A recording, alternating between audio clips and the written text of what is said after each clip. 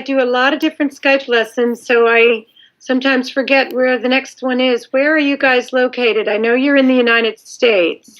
Can anybody tell her where we're from? AJ? My name is AJ, and we live in York, Pennsylvania. Great. All right. Well, I am Skyping you guys from just outside of Portland, Maine. So we're all on the East Coast. Later on this week, I'm doing a Skype lesson with students from Bulgaria, so there'll be a big time change on that one. I'll be Skyping around 7 a.m. so I can talk to them at the end of their school day, but I'm glad this works out so easily for us. Is the signal pretty good for you guys? Because you're breaking up a little bit on my end, but is it fine on your side? As long as that's the case, we're all good. It definitely is. Great. Okay. AJ's giving you a thumbs up. Okay, wonderful. So it's Amy, correct? Yes. Okay. Amy, you know what's worked really well in the past, since I don't know the different students' names? If I ask a question or if a student has a question, feel free to raise your hand, you guys. I do not mind getting interrupted at all. It's all about not really me lecturing you about sea turtles in the oceans, but it's more about having a conversation while we're all visiting together. So feel free anytime you've got a question to raise your hand, and your teacher can call on you guys. And if I can't get the answer to you, because I'm not a marine biologist, I'm a conservationist and a writer. So if I don't know the answer, I know who to go to, and I'll get back to your teacher with the answer, okay? So just to give you a little bit of background about myself, I'm Jennifer Nolan. Like I said, I'm a writer, I'm a conservationist, and I'm also a mother of 4 sons between the ages of 24 and 16. And outside of being very passionate about family, I'm really passionate about ocean conservation and helping to spread the word about the fact that we're all really, really intimately connected to the oceans. And the health of the oceans is really something that impacts all of us immensely. And my mission is to help get that word out and that message out so kids can really, you're the future generation, you're the change agents. You guys are the people that are going to be making a lot of the really big decisions that are going to impact how our planet moves forward in terms of being a healthy place to live or not. So here we go. Let's dive in together. I'm going to share some really cool facts with you about sea turtles and about oceans, and hopefully by the end, you guys will all decide that it's really worth your while to, 1, love sea turtles, and number 2, become ocean ambassadors, okay? One thing I love to start my Skype lessons with is a really powerful fact. While you sit in the classroom today and we hang out and visit, every other breath you take is a gift from the ocean. And that's a perfect example of how we're all connected to the sea, whether we live in a landlocked state or we live right along the coast or we live on a boat. We're all connected to the ocean. How is it that the ocean gives us every other breath of oxygen that we inhale? Here's how. It's actually pretty simple science. There's plant life that floats in the ocean. It's called phytoplankton. And the phytoplankton absorbs CO2 and puts out oxygen. So in order for phytoplankton to exist in the ocean, we need clean ocean water and we need the right ocean temperatures for the phytoplankton to live in, okay? So every other breath you take, you guys, is being produced by phytoplankton. So just like sea turtles live in the ocean and need to have clean water and the right temperatures and healthy ecosystems amidst the coral reef, we need that too, because one of the most important things that exist in the ocean for us is that phytoplankton that's giving us the oxygen. So that's just something to think about. It's a really great way for me to help connect the dots for you guys. So who wants to guess how many different sea turtle species exist in the ocean worldwide? Okay. Ruby? So we know there are sea turtles, but there's different kinds of sea turtles. Who wants to give a guess as to how many there are? Ruby? Yeah, how many different types? She's thinking. We're going to come back to you. We'll still let you answer. Okay. Ethan? 9. Really close. Really close. So there's 7 different sea turtle species. Okay, so here's the list. I'm going to give it to you alphabetically.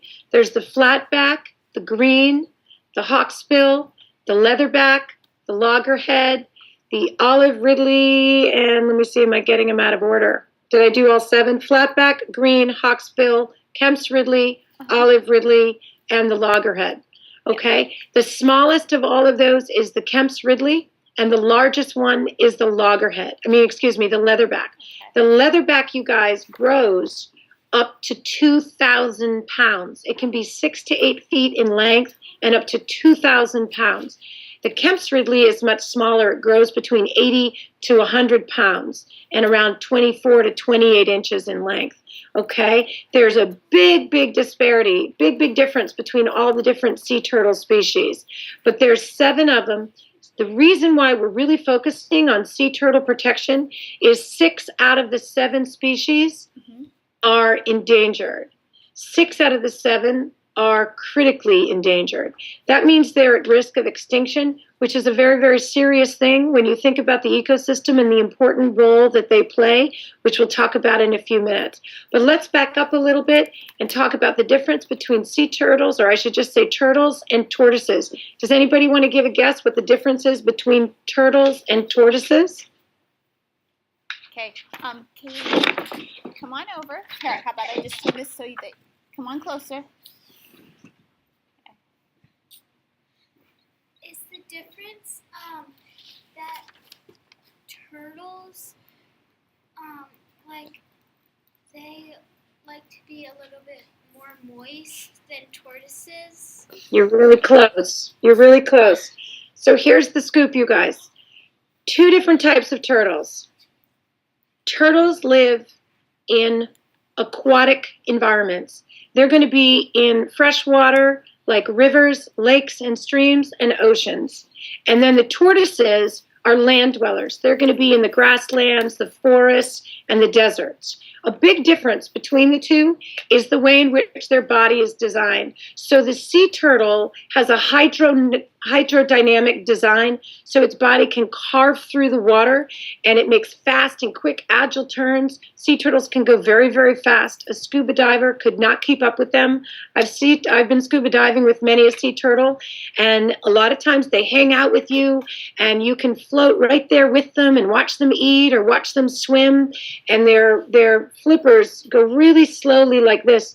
Some people think of them as the archangel of the ocean because they swim so beautifully and slowly and gracefully. It's like you're watching them just floating through the sky, but they're in the water. But if they get scared or they get spooked, or they decide that their visit with you is over, or they think that a predator is nearby, which would be a large shark for a sea turtle, they can dart off within a matter of seconds, and there's not a chance you can catch up with them. The tortoises are on land.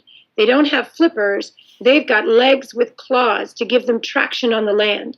They can pull their head in, they can pull their limbs in, but they can't do that if they're a sea turtle that lives in the ocean. And we believe that over time, evolution has made it so the sea turtles can't pull in their head or in their limbs because that would create pockets and that would create drag. It would be resistance as they're trying to move through the water. So in terms of how long have they been around, you guys, imagine this, okay? Here's the answer. Can you see that? Yes. So 110 million years sea turtles have been around. So that would really make us the new kids on the block, right? Because mankind has been here, humanity, for 25,000 years. Sea turtles have been around for 110 million years. And I'll just let you know that this book I'm holding up is Sea Turtles Up Close. So I'll be showing you pictures from that. Oh, you've got a copy. So you've got pictures right there. You're so sweet.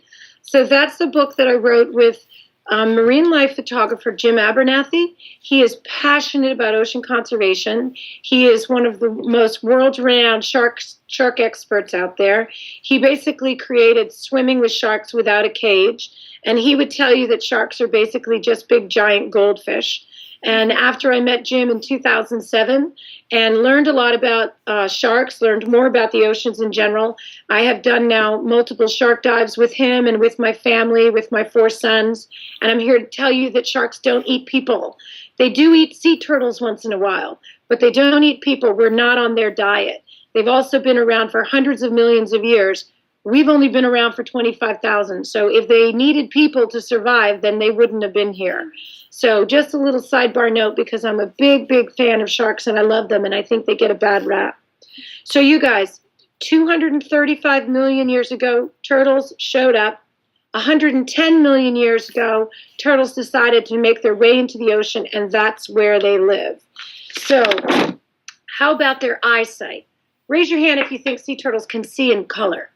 Okay, raise your hand if you think they can see colors. So we have about about half the class now. Yep. Well, they can.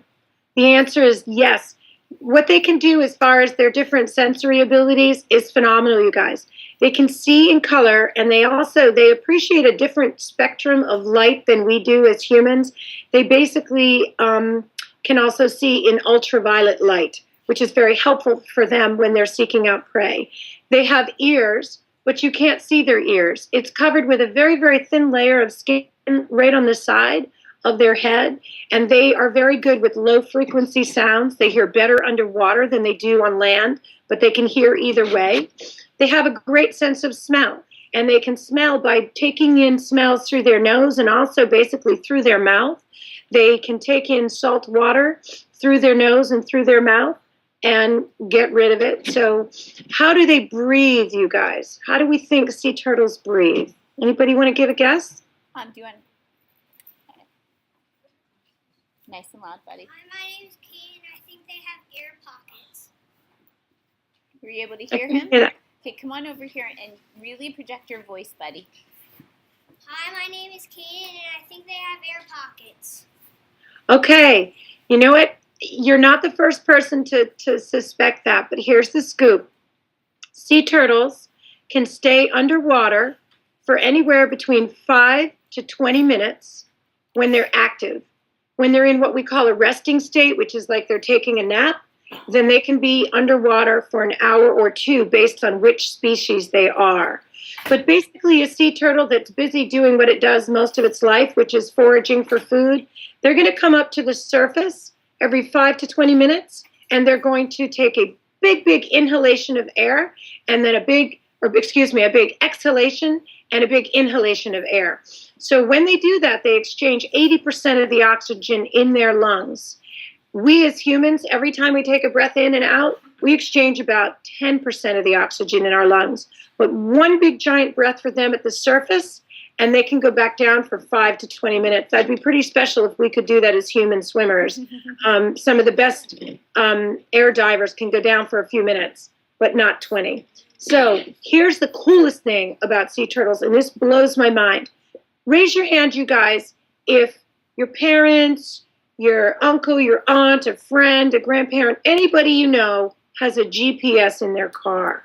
Okay, or on your phone. Okay, that is like completely unanimous. Right, there you go. So here's the thing, you guys. Sea turtles beat us to it.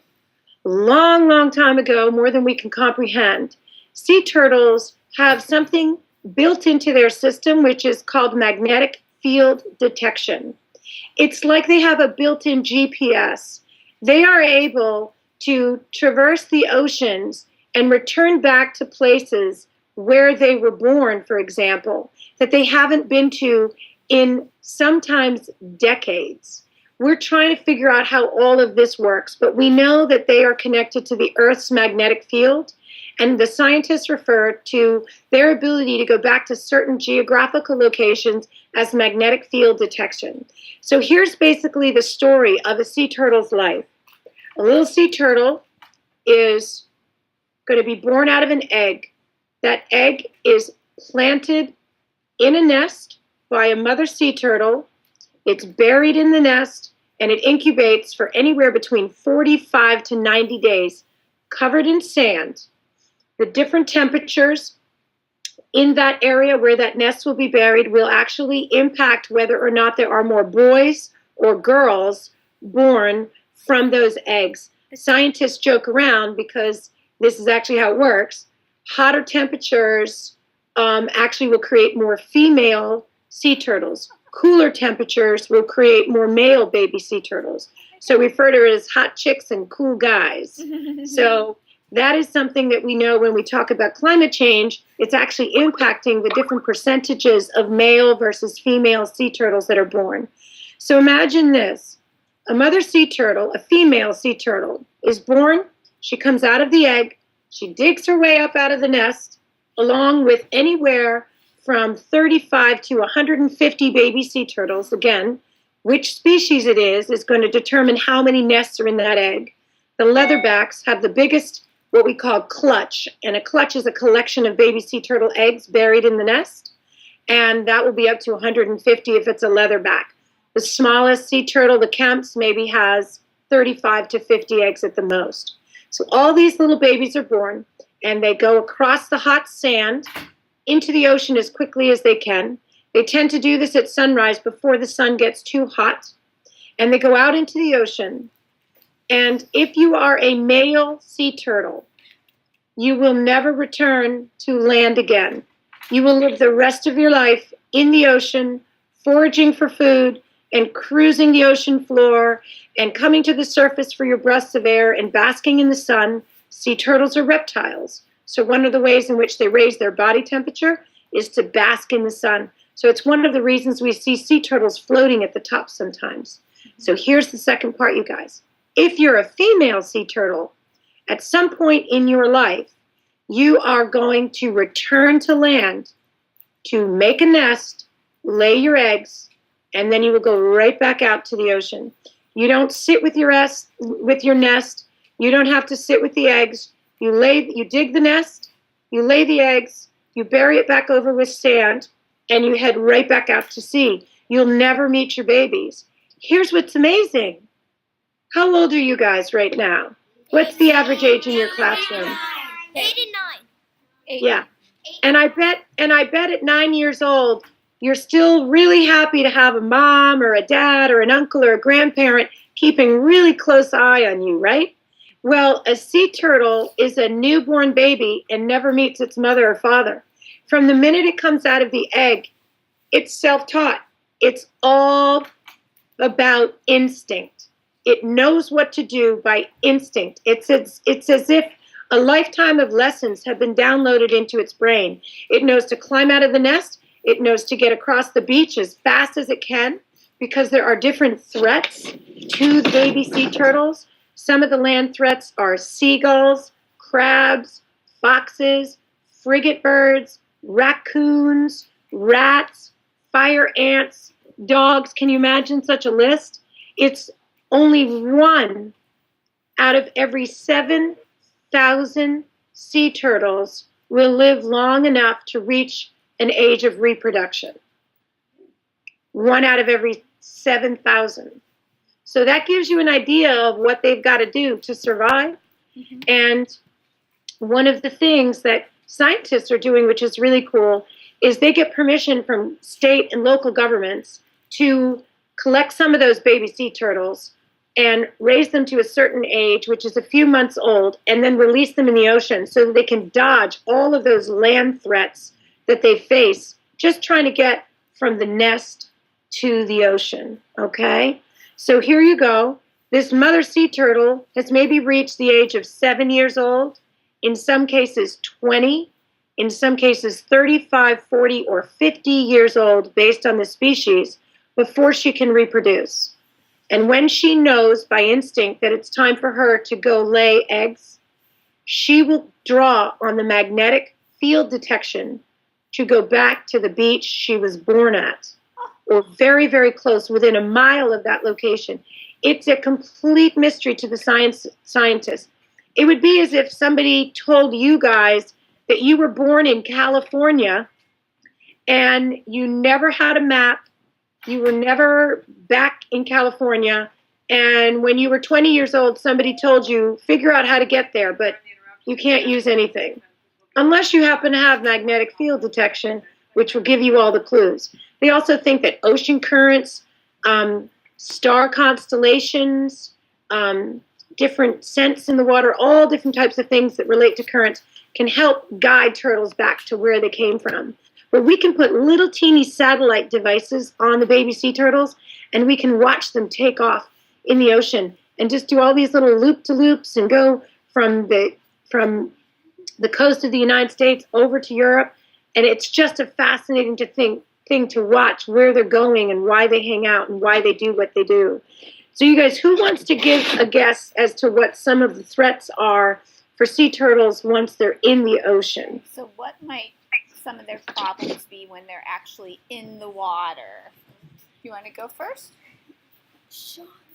Hi, my name's Imani, and Hi. I think it's sharks. Great answer. It is sharks. You're exactly right.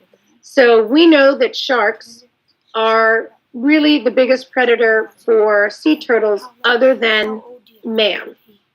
So the big problem with sea turtles surviving in the ocean is what we're doing with our fisheries. We have huge trawling nets. When the sea turtles get stuck in the trawling nets, you guys, what do you think the problem is based on what I've told you in terms of what they need to do in order to breathe? Do you want to come over, Kate? They can't go back to the surface and they'll suffocate. Exactly. So they drown. They get caught in nets.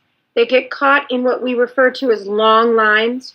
There are major commercial fisheries out there that cast lines that are up to 40 miles long.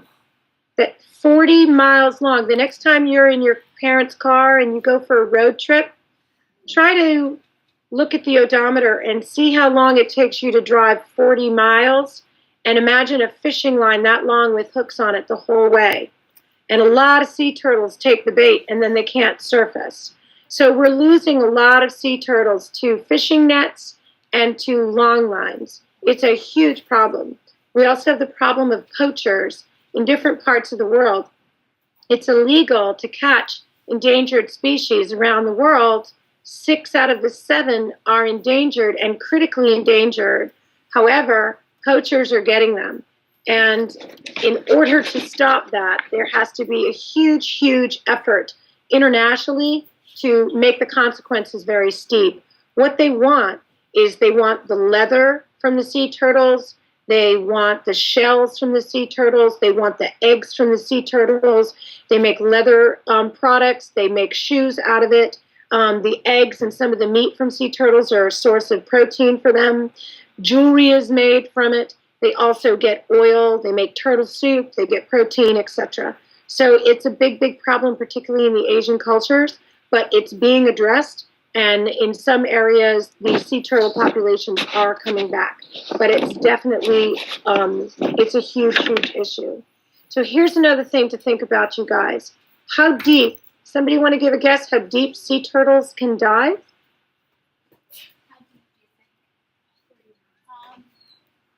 Who hasn't gotten a chance yet? Ella?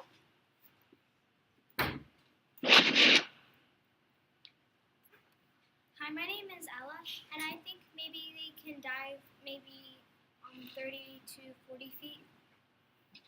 All right. Go deeper.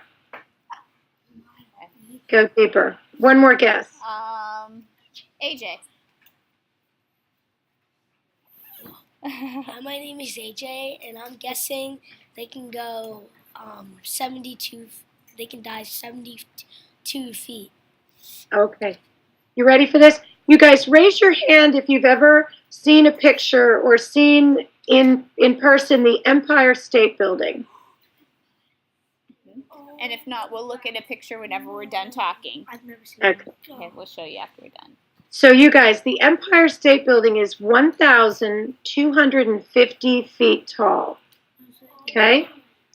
So sea turtles can dive deeper than the Empire State Building, but hold on.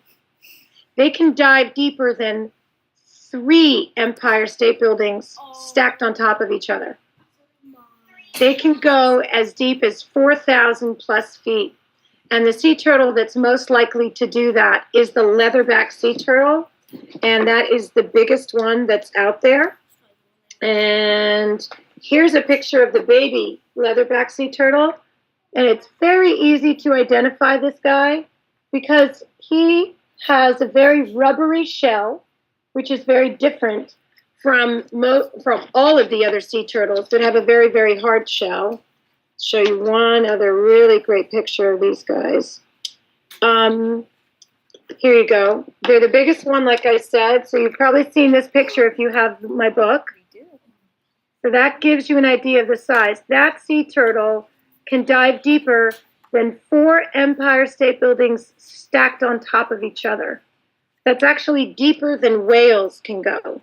The rest of the sea turtles, you guys, in terms of design, here's a beautiful picture. These are green sea turtles. They have a very, very hard shell, and they have very decorative carapace, which is what we call the top of the sea turtle body. Hawksbill sea turtles are known to be probably the most beautiful, and here's a picture of one.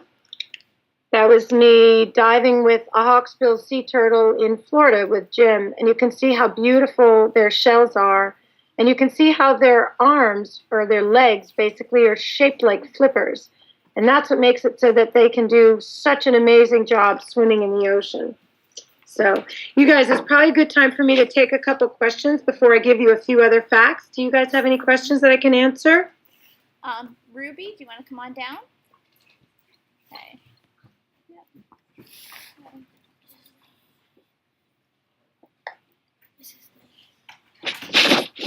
Hi, my name is Ruby, and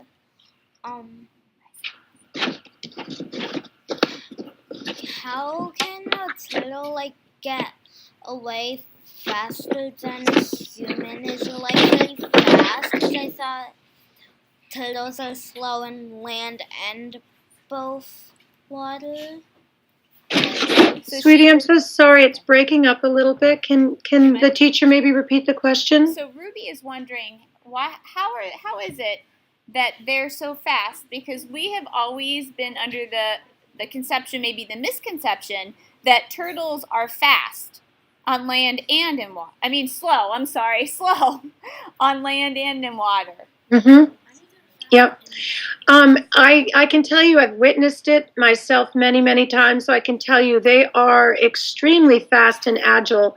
But when you come across a sea turtle when you're scuba diving or when you're snorkeling, you're not going to see them most often flying through the ocean, demonstrating their ability to be very, very fast. Sea turtles really do spend most of their day searching for food and foraging. And when they're doing that, they're grazing. We refer to green sea turtles as green sea turtles because they're literally, if you find a sea turtle, a green sea turtle that's passed and you dissect it, their meat is literally green because they are vegetarians. They're what we call specialists, and they pretty much just eat seagrasses, algae, things like that. There's 2 different categories for sea turtles, specialists and generalists. So generalists are kind of like, I'll eat anything. I'm going to eat sea pens and crabs, invertebrate, algae, seagrass, sponges. And then the specialists, for example, leatherback would be considered more like a specialist where they pretty much just want to eat jellyfish. So when you see turtles in their natural environment, they're very slow going and just grazing. When they get spooked, they take off so fast that you lose visibility of them pretty quickly. The way in which they're able to do that is because of their massive flippers. Their 2 back legs act as stabilizers. They get basically all of their ability for propulsion from their front flippers. But if you see a sea turtle when you're diving, you can really, I'm looking for a good picture to give you an example. You can really appreciate how big their flippers are in proportion to the rest of their body. Almost all sea turtles, regardless of what species, have incredibly big flippers. Here's a great example. Wow. Do you see that? Mm-hmm. What's that? So they basically function like wings in the water. Sea turtles are incredibly, actually, I would say social. I've been on snorkeling and scuba diving in places like the Bahamas, the Galapagos, Florida, and I've had encounters with sea turtles that could make you cry in your scuba mask because they'll literally just let you float right there with them. You can just hover above them, and if you're in shallow water, you can even feel the waves moving you in and out with them as they're just eating away. I had an encounter with a green sea turtle in the Galapagos where I came upon him. I came upon him, and I thought, oh, he's going to take off. The water's pretty shallow, but he didn't. He just kept kind of moving on his way. And the next thing I knew, he brought me to a party of 4 other big green sea turtles that are massive. You know, they're hundreds of pounds. And I hung out with these guys for like 20 minutes. All the other snorkelers were in a totally different section of this cove. And it was like I had this private party with these green sea turtles until I literally ran out of time and had to go back to the boat. And I was so profoundly touched by the experience because I felt like they knew I was there and they welcomed my presence and my company. It's not like when you go to a movie theater and you buy a ticket and you know you're guaranteed a show. When you get in the water with wildlife like dolphins or sharks or sea turtles or any type of marine life, you're never guaranteed anything. They have the freedom to take off whenever they want to, but so often they won't, whether it's a shark or it's a dolphin or it's a sea turtle. They'll actually be curious about you, and they'll actually be more scared of you than you are of them. And it's just a matter of whether or not they welcome you there. But I've had encounters with all those different species I've mentioned, and it's a profound experience because you feel a connection with these animals, particularly when you make eye contact. When you make eye contact with a dolphin, it pierces your soul. When you make eye contact, even with a shark or a sea turtle, you feel a connection that it's hard to put words to it, but you know that they know you're there and that they're welcoming you there. And if they wanted to take off, they could. A dolphin is a perfect example of that. They can swim so fast, again, you don't have a prayer of keeping up with them. But I've been in encounters with dolphins where they're just playing with me and wrapping around me and circling me like I'm the tree and they're the vine. I've had seaweed games with sea turtles where I take pieces of seaweed and I push it out in the water and they come right by and they grab it and then they'll swim around with it like they've got the football and they're not going to give it back to you. And then the dolphin will circle back around and drop that piece of seaweed, or we've done it with like a bandana, a scarf we bring underwater, and they'll drop it off right next to you like you're playing catch with a dog. And you can mess around with it again and then dangle it out, and the next thing you know, the dolphin will come right by and grab it and swim away with it again and then come right back to you. I share these stories with you because my hope is to help people understand that the oceans are filled with the most magical, mysterious, beautiful creatures on the planet. And if they had a voice, they would be asking us to understand that they're all part of the same world that we're part of. And the ecosystem is something that is a very fragile cycle of life. And every single creature in that ecosystem matters. So think of a bracelet. Every single link on the bracelet matters in order for that bracelet to work. Well, the ecosystem is basically the same thing. And if people could feel more connected to marine life and understand how important it is for healthy oceans to exist, then I think we would all be better stewards of the planet and the oceans in general. Another thought to think about, you guys. Who knows how many people are on the planet? Does anybody know that? Okay, Kissir, what do you think? 7 billion. Oh, more than Yep. 7 billion. So out of the 7 billion people, a lot of people don't live in areas like you guys do or like I do where we want to go get dinner or we want to go fill the refrigerator. So we drive down the street and we go to the supermarket and we go shopping. For a lot of people, their survival is dependent upon the ocean. That is a huge source of protein, of food. It's a big resource for them. Over 2 billion people on the planet rely on the ocean to give them their primary source of protein, basically their dinner every single night. 2 billion people. But here's the problem, you guys. We're taking all the fish out of the ocean too fast. We've lost 90% of the large predatory sharks and the large fish like the bluefin tuna. We know for a fact that there was a bluefin tuna that sold. You ready? I'm glad you're sitting down for this one. You're going to need to sit down when I tell you this. A giant bluefin tuna sold for $500,000. So if a fish is selling for $500,000, we know there's not a lot of them left. So what's happening is we're taking from the ocean 2.5 times faster than it can replenish. And that means we've got to slow down. We've got to become really educated consumers. We've got to think about what we order on the menu. We need to think about what we order in the supermarket when we do our shopping. We need to buy fish that are sustainably harvested. And we need to think about the health of the oceans. And that's when the whole conversation about climate change and things like that come into play. I know you guys are not 18 yet, but you can vote. And the way in which you can vote is have a voice when it comes to how money is spent. So when you guys earn money doing whatever chores you do, or you get a gift card because you just had a big birthday, or maybe Santa brings you a gift card or a holiday gift, here's the thing, you guys. Think about the way you spend your money, because every time you spend $1, you vote with your dollar.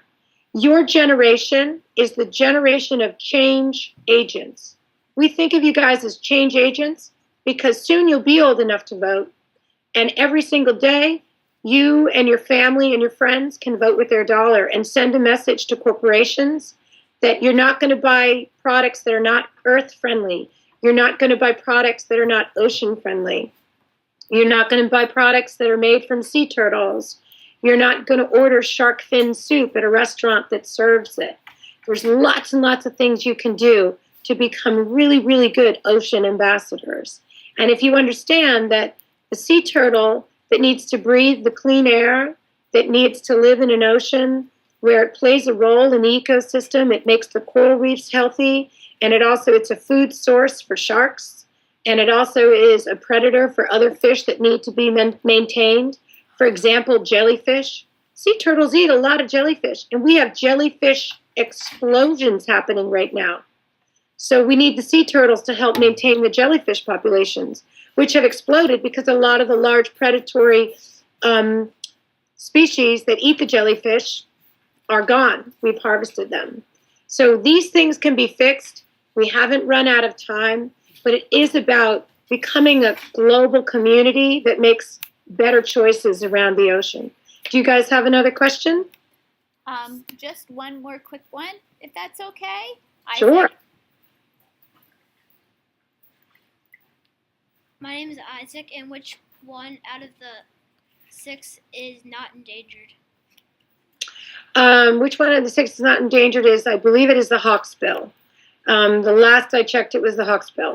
Okay. So it's, oh God, I have someone at my door. Can you guys hold on just 2 seconds? Yes. I'm Well, sorry. I'm at a home office. That's okay. Thank you very much. Appreciate it. Sorry, guys. That's okay. UPS. But I will get back to you about that. Actually, you know what? It's not the hawksbill. I am sorry. I think it's the loggerhead. I may even have it in my notes. I should know that. I haven't thought of that in quite a while. I don't have it right in front of me. I will email your teacher and I'll get back to you that. Awesome. All seven, I should be clear. All 7 are endangered. Okay. All 7 are endangered. 6 are considered critically endangered. Okay. And the more I think about it, I think it's the loggerhead that is not critically endangered. But I will get back to you on that. Okay. And the other thing I can send to your teacher are some links, you guys, for some really cool places to go online to see different things that people can do to help protect the oceans and become more aware of different ways that everybody can help to make a real difference. That would be awesome. Yeah. I think that we were able to learn a lot from you today, and we really appreciate your time with us.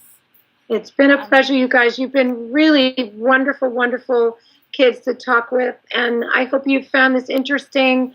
I know it's a lot of information to go over and a lot of stuff to cover, so well, you're extremely knowledgeable. I hope you enjoyed diving into the ocean. I see one more hand up. I can take one more question if that's okay with Amy. Yep. What's the smallest kind of sea turtle? Sure, that's the Kemp's Ridley. And, you know, just to give you an idea how important conservation efforts are. The Kemp's Ridley, you guys, he's one of my favorite sea turtles, and he and she live only in the Gulf of Mexico. And that was one of the reasons why sea turtle scientists were so upset when we had the BP oil spill, because that's the only place that the Kemp's Ridleys lived. And at the time of the BP oil spill, we only had recorded 8,000 nesting females left. So that's an example of how one environmental disaster like that can have a really, really big impact on a particular animal. For example, the Kemp's Ridley. Yes. And one thing I talk about is the Florida 5, leatherback, loggerhead, hawksbill, Kemp's Ridley, and olive ridley. Those 5 all frequent the shores of the Florida coast. So that's a really, really special area in our country to go and experience sea turtles, and to make sure that the beaches don't have lighting at night and that the trash is gone. We talk a lot about all those different things. We just don't have enough time. But keeping our beaches clean and giving sea turtles a place to nest is very, very important. And Florida is a prime location for that. But a lot of the East Coast is as well, and all of the Gulf of Mexico. If we have no nests, we have no future generations. So trust me, there are a lot of people out there working to protect sea turtles, and I think they'll all be around. I think their population numbers will come up, but there's still a lot of work to be done to protect them. And cleaning up the Gulf of Mexico is one of the jobs. So the only home to the smallest sea turtle, Kemp's Ridley, will be a healthy and happy environment for that particular species. So thank you so much. Again, we appreciate it, and we're going to talk more about turtles. And if you could send us those links, that would be awesome. I'd be happy to. Really nice to meet all of you guys. You're wonderful kids. Thanks for being Ocean Ambassadors, and I wish you all a great, great holiday and a happy New Year, okay? What do we say, gang? Thank you. Bye. Bye.